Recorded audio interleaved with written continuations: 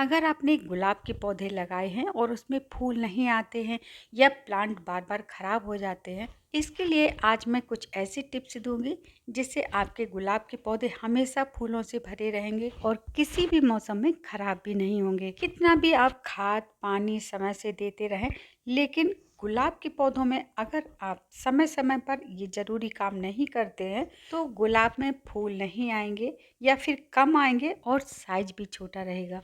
कभी कभी क्या होता है, हम YouTube या गूगल पर सर्च करके कुछ चीज़ें जानने की कोशिश करते हैं, लेकिन पूरी जानकारी किए बिना ही हम उसे फॉलो करने लगते हैं। ऐसे में होता क्या है, जो हमने आधी अधूरी जानकारी ली है उसका रिजल्ट बिल्कुल अपोजिट मिलता है। आपने सुना होगा गुलाब की 7 पत्तियों वाली ब्रांच में फूल नहीं आते हैं, और ये बात सच भी है, लेकिन सभी पौधों की हर ब्रांच पर ऐसा नहीं होता है। प्लांट हाइब्रिड हो या देसी हो, अब ये देखिए, ये ग्राफ्टेड येलो रोज प्लांट है और इसमें 7 पत्तियां हैं। अभी इसमें एक बार फ्लावरिंग होने के बाद दोबारा से फ्लावरिंग स्टार्ट हो रही है और मैं आपको दिखाती हूँ इस 7 पत्तियों वाली ब्रांच पर एक साथ 2 कलियां आई हुई हैं। ये देखिए, फूल खिलने के बाद भी मैं आपको इसे दिखाऊंगी।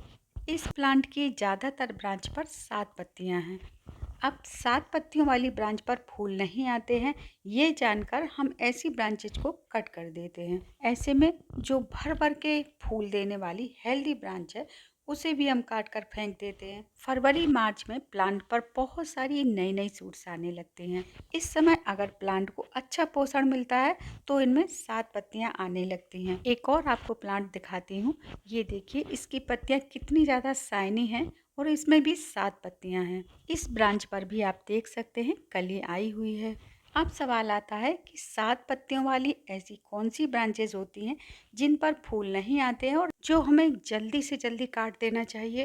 कौन सी 7 पत्तियों वाली ब्रांचेस हेल्दी होती हैं जिन पर भर भर के फूल आते हैं, जो हमें बिल्कुल नहीं काटना है। तो देखिए, कोई भी देसी प्लांट या कटिंग से लगाया हुआ कोई भी गुलाब का पौधा, इनमें अच्छे पोषण की वजह से ही 7 पत्तियां आती हैं।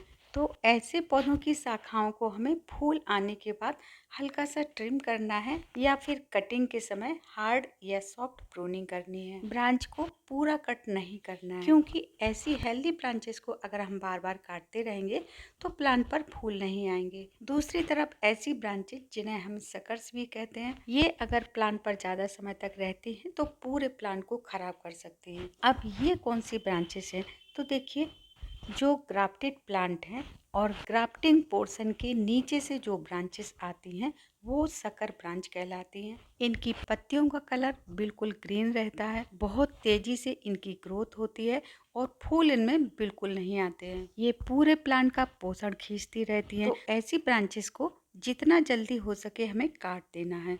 जैसे ही आप इस तरह की सकर ब्रांच को काटेंगे जिन पर फूल नहीं आते हैं, प्लांट की जो बेजल शूट्स हैं, इनके सारे नोड एक्टिव होकर नई नई ब्रांचेस आने लगेंगी जिन पर बहुत सारे फूल आएंगे।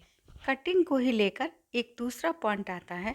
नई शूट्स आने के बाद अगर प्लांट की ग्रोथ एकदम से रुक जाती है तो आपको ध्यान से चेक करना है। इस तरह की ब्रांचेस जो ब्लाइंड शूट कहलाती हैं, इनकी ग्रोथ आगे रुक जाती है। ऐसी ब्रांचेस को भी 2-3 नोट के नीचे से काट देना है, क्योंकि अगर आप इन ब्रांचेस को नहीं काटेंगे तो प्लांट इसी तरह पड़ा रहेगा, ना तो इसमें आगे कोई ग्रोथ होगी और ना ही इस पर फूल आएंगे। कई बार आयरन पोटेशियम की कमी से भी ब्लाइंड शूट आने लगती हैं, तो इस बात का हमें ध्यान रखना है। जैसे ही आप इन ब्लाइंड शूट को काट कर इसमें अच्छे से खाद देंगे, कुछ ही दिनों में आप देखेंगे जो नई शूट्स आएंगी वो कलियों के साथ आएंगी।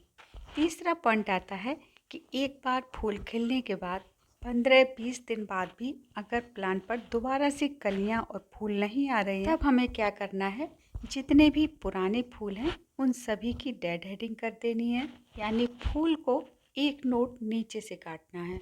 अगर हम केवल फूल को ऊपर से तोड़ लेते हैं तो भी प्लांट में फूल देर से आते हैं। अगर हम इसे 1-2 नोट छोड़कर नीचे से काटते हैं तो इसमें नई ब्रांच जल्दी आएगी और गुलाब में जो नई ब्रांच आती हैं उसी पर फूल आते हैं। इसी तरह जो कलियां काफ़ी समय से प्लांट के ऊपर लगी हुई हैं और खिल नहीं पा रही हैं, ऐसी कलियों को भी नीचे से कट कर देंगे। अब डेड हेडिंग, सॉफ्ट प्रूनिंग या हार्ड प्रूनिंग किसी भी तरह की कटिंग करें, प्लांट की मिट्टी की अच्छे से गुड़ाई करके 3-4 घंटे के लिए धूप और हवा लगने के लिए छोड़ दें। इसके बाद खाद जरूर से देना है, तभी फ्लावरिंग का अगला प्रोसेस जल्दी स्टार्ट होगा। अगला पॉइंट आता है वाटरिंग का। गुलाब की मिट्टी कभी भी इस तरह से ज़्यादा नहीं सूखनी चाहिए, लेकिन बिना चेक किए हुए हर सीजन में रेगुलर पानी नहीं देना है। अगर आप नियमित रूप से गुलाब के पॉट को पानी से भरते रहेंगे तो ज़्यादा पानी की वजह से प्लांट फंगस की वजह से खराब भी हो सकता है। ऊपर से केवल 1-2 इंच मिट्टी सूखी हो, अंदर से थोड़ा मॉइस्चर हो, तभी हमें पानी दे देना है। पॉटिंग मिक्सचर में 20-30% सैंड जरूर मिलाएं, ताकि अगर ज़्यादा पानी हो भी जाता है तो ड्रेनेज होल से सीधा बाहर निकल जाएगा। ड्रेनेज होल को बीच बीच में चेक करते रहें, अगर जाम हो रहा है तो पेंचकस की हेल्प से उसे खोल दें। गर्मियों के सीजन में हमेशा प्लांट की पत्तियों को धुलते हुए सुबह के टाइम में पानी डालें। 15-20 दिन में एक बार 1-2 मुट्ठी नीम की खली मिट्टी में जरूर से डाल दें। इससे प्लांट में फंगस भी नहीं होगी और कीड़े भी नहीं आएंगे। कोशिश करें कि गुलाब के पौधों को मिट्टी के गमलों में ही लगाएं।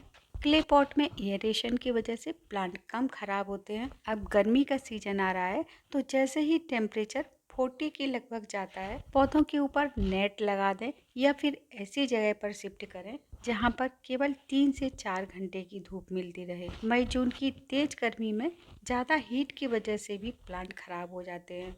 पत्तियों पर ज़्यादा समय तक पानी जमा न रहे, इसके लिए पानी देने के बाद इस तरह से थोड़ा सा पत्तियों को हिला दें, इससे पत्तियों के ऊपर जमा हुआ पानी गिर जाएगा। कई बार कीड़ों की वजह से प्लांट खराब होने लगते हैं और हमें पता भी नहीं चलता है। एफिड्स, माइट्स, थ्रिप्स और फंगस, इसकी वजह से पौधे बहुत जल्दी खराब हो जाते हैं, प्लांट की ग्रोथ रुक जाती है और फूल भी नहीं आते हैं। तो समय समय पर हमें इंसेक्टिसाइड और फंगिसाइड का प्रयोग जरूर करना है। प्लांट को चेक करते रहें, अगर एफिड्स या माइट्स दिखाई पड़ रहे हैं, इसके लिए ओबेरोन दवा आती है, उसका छिड़काव करें। थ्रिप्स की वजह से प्लांट की पत्तियां सिकुड़ने लगती हैं और कलियां भी खराब होने लगती हैं। थ्रिप्स के लिए एक तारा इंसेक्टिसाइड आता है, वो बहुत अच्छा काम करता है। फंगस के लिए प्लांट और पॉट के साइज के हिसाब से 1 या आधी चम्मच साफ फंगिसाइड या 1-2 मुट्ठी नीम की खली को प्लांट की मिट्टी में मिक्स कर दें और ओवर वाटरिंग ना होने दें। कटिंग के बाद हमेशा कट पोर्शन पर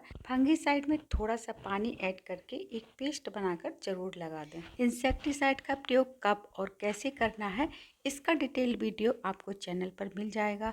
अब अगला पॉइंट आता है गुलाब के प्लांट में कौन सी स्टेज पर कौन सी खाद देनी है, ताकि हर सीजन में प्लांट खिलते रहें। नाइट्रोजन की मात्रा कब कितनी देनी है, पोटेशियम, फास्फोरस किस टाइम ज़्यादा मात्रा में देना है, इसके लिए भी मैंने चैनल पर पहले भी कई वीडियो डाले हुए हैं। फर्टिलाइज़र के लिए अगला वीडियो भी मैं जल्दी ही डालने वाली हूँ। डाउट्स के लिए आप कमेंट कर सकते हैं, रिप्लाई ज़रूर मिलेगा। Thank you.